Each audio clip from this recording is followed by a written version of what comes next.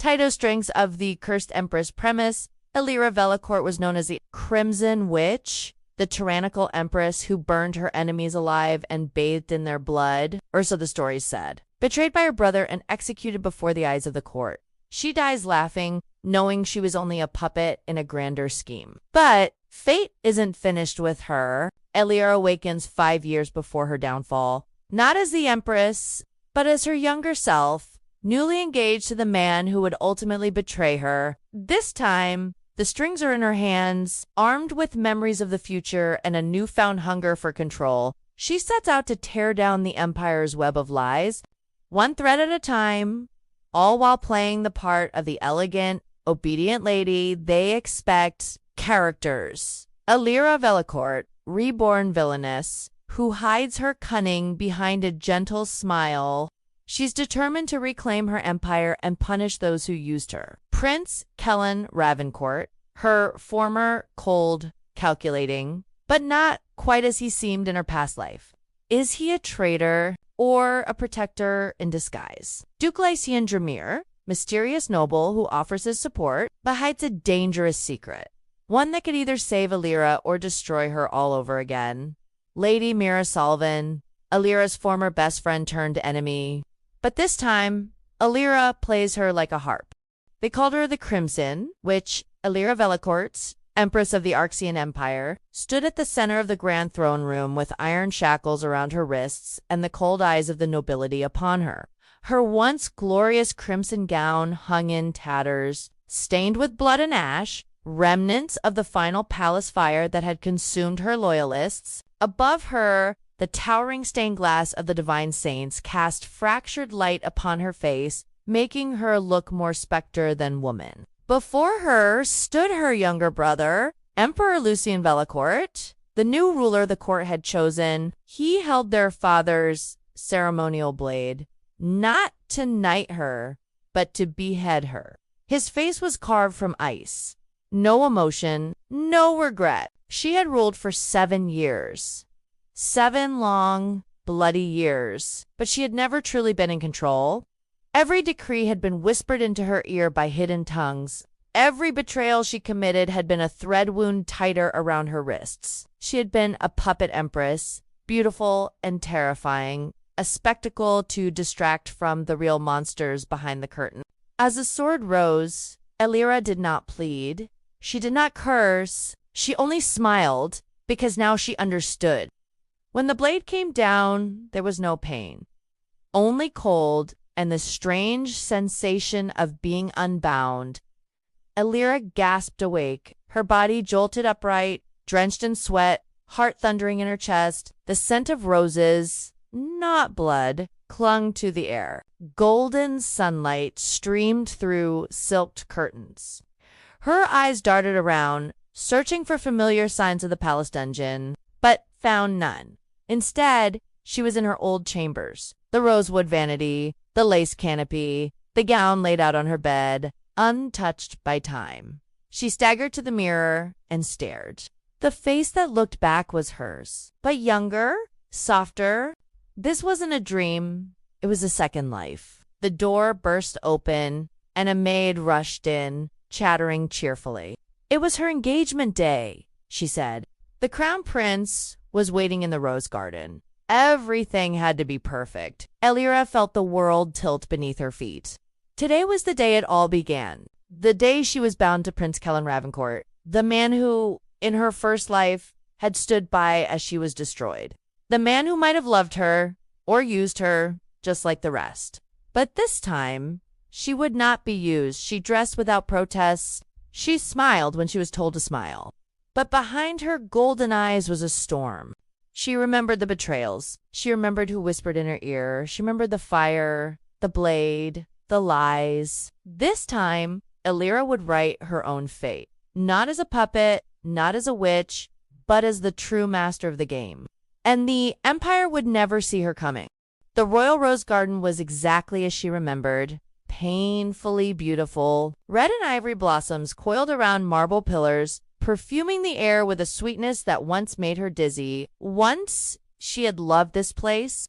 Now It was nothing more than a memory layered in thorns. Elira stepped into the sunlight with practiced grace. Her dress, soft lilac with silver embroidery, whispered against the stone path as she approached the man who would become both her ruin and her key. Prince Kellen Ravencourt stood at the heart of the garden, still and steady. His dark hair caught the wind, his sharp features unreadable. He turned at the sound of her steps, eyes falling on her with a weight that almost made her falter. He looked exactly as he had back then, aloof, cold, and utterly impossible to grasp. But this time, she saw the cracks. His shoulders were tenser than they had been. He studied her not with admiration or affection, but caution. In her first life, she had been desperate for his approval. Now, she watched him as one might watch a dagger lying in the grass, beautiful, but fatal if handled carelessly. They exchanged formalities. Words she once remembered with girlish delight now tasted bitter in her mouth. He offered her a rose, a gesture that had once made her heart flutter. But this time, she noticed something strange. The rose wasn't from the garden. It was too perfect. Its petals glistened with a strange shimmer, and its scent was faintly off. A sleeping tonic? A slow poison? Or merely a test? She accepted it with a smile. Elira had died once from trusting to Ezeli. She would not repeat the mistake. Later that evening, she carefully pressed the rose between parchment pages and sealed it in a gilded box. She would have it tested by an apothecary discreetly. If it was harmless, fine. If not, then she would know precisely what kind of game Kellen had begun to play. That night, as she sat alone in her chamber, Elira finally let the mask slip. She stared out at the city of Arxen, its lights flickering like stars beneath her window, and whispered to the past, "I am not your empress yet, but I will be." And this time, she would wear the crown without a single string attached. The engagement banquet arrived like a parade of peacocks, nobles draped in silks and jewels, court ladies whispering behind jeweled fans, and sycophants lining the marble halls like decorative statues. Everything was exactly as Elira remembered it, yet every moment felt sharper now, more dangerous. Elira descended the grand staircase on her father's arm, her gown black as ink and studded with obsidian crystals. Gasps rippled through the crowd. Black was a bold choice, traditionally worn for mourning, not celebration. But Elira knew exactly what she was doing. Let them wonder what she was mourning. As they entered the ballroom, her gaze scanned the crowd. Most were familiar, vultures who had smiled in her face while sharpening knives behind her back. And there, near the royal dais stood Duke Lycian, dreaming. In her previous life, she had barely known him. A reclusive noble from the north, his family controlled the iron mines and little else. But tonight, he watched her with a strange kind of intensity, as though he saw something the others didn't. Interesting. Prince Kellen approached, offering his hand for the ceremonial dance. Elira accepted, letting the court see what they expected. A beautiful, dutiful. Their steps were perfect, rehearsed, but cold. Kalen's hand on her waist was light, careful. His voice, when he spoke, was barely a whisper. "You're different," he murmured, sharper. Elira met his eyes without blinking. "And you're exactly the same." A flicker passed across his face. Surprise, amusement. She couldn't tell, but she knew now.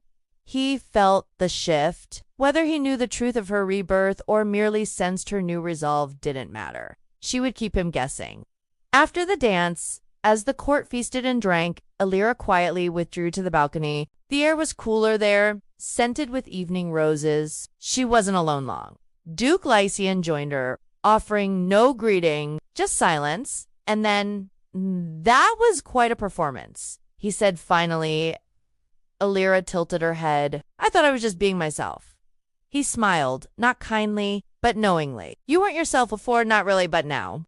Now you're becoming someone interesting." Elira said nothing. She didn't need to. The Duke's words weren't just idle praise. They were recognition. He had seen something. And if he was half as clever as he appeared, he might become useful or dangerous. As the bells struck midnight and laughter echoed behind them, Elira looked out over the glittering empire. The first act had begun. The palace was made of more than marble and gold. It was built on secret. Elira had once been blind to them, swept away by titles and affections. But now she listened. The morning after the banquet, Elira dismissed her attendants early and wandered the East Wing, the one reserved for high-ranking officials and their families. She remembered it well. In her previous life, it was where she'd overheard only one thing of value. Too late to matter. This time, she arrived early. Behind a tapestry-lined corridor, she pressed her ear to the cool stone and waited. The walls here were thin, a flaw masked by excessive luxury. Soon, voices murmured beyond the wall, the same as they had years ago. Two nobles, she recognized their tones immediately. Lord Hadrian Wilmot, loyal to her brother, and Lady Mira Solvin, her former friend, now rival.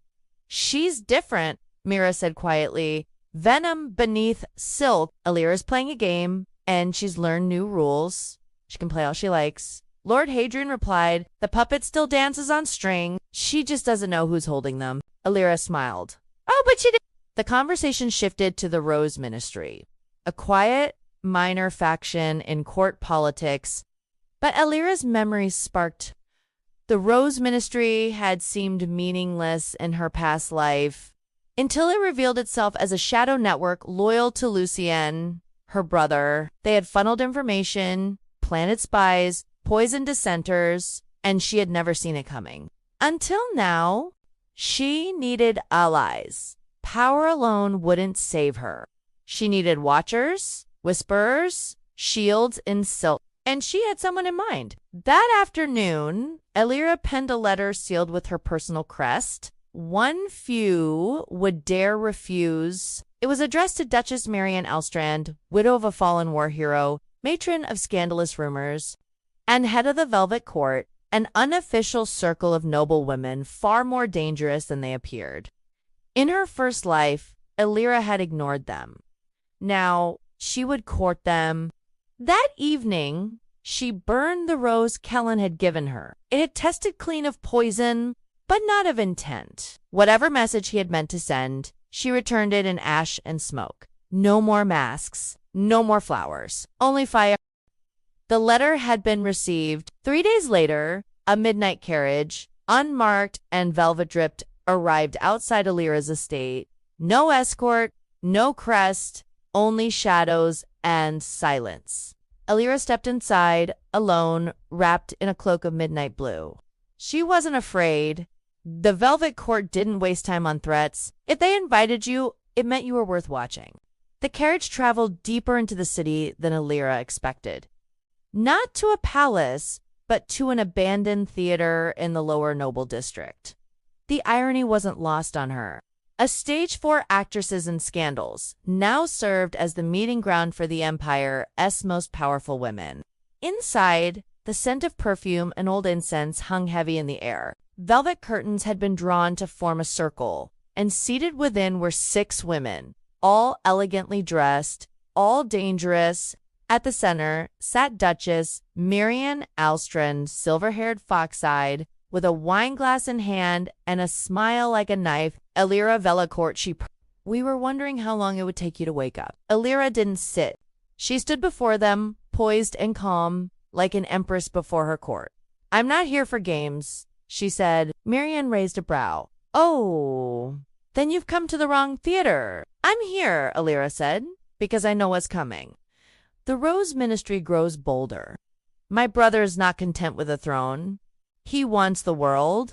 And the Crown Prince, despite his perfect posture, is beginning to shift his loyalties. That earned a few flickers of surprise. Elira pressed on. I died once for this empire. I won't do it again. But I also won't let it fall into the hands of cowards.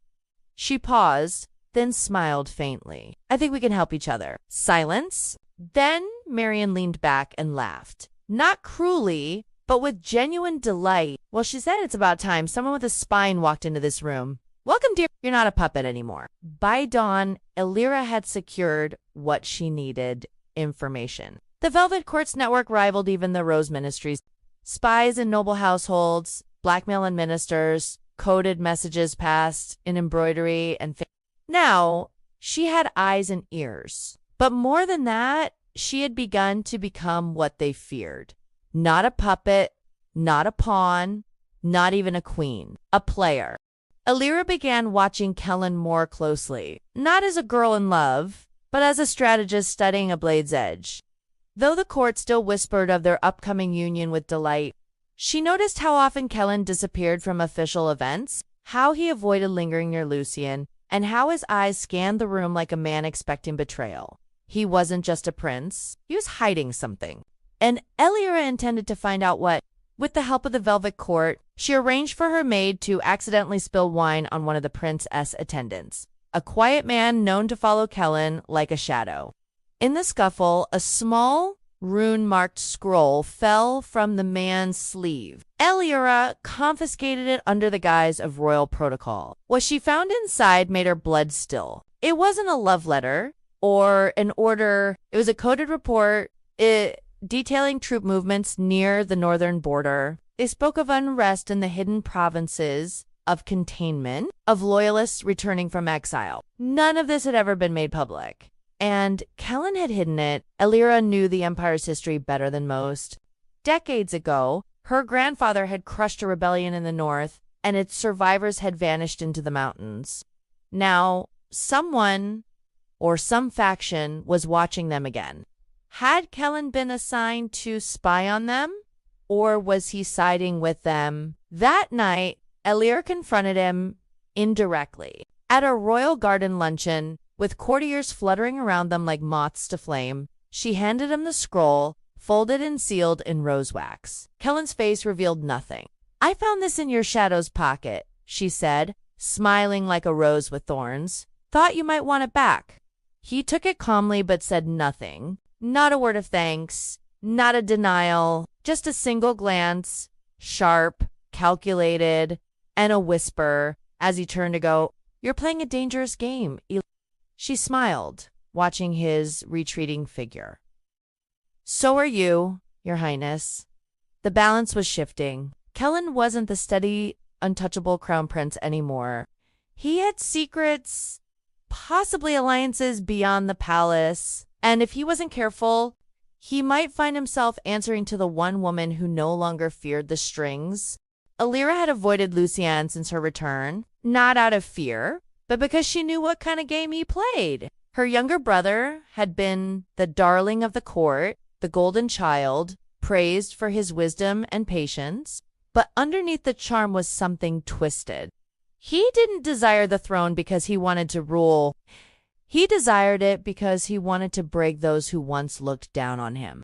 In her first life, she had defended him, protected him, believed his lies until the blade was at her neck.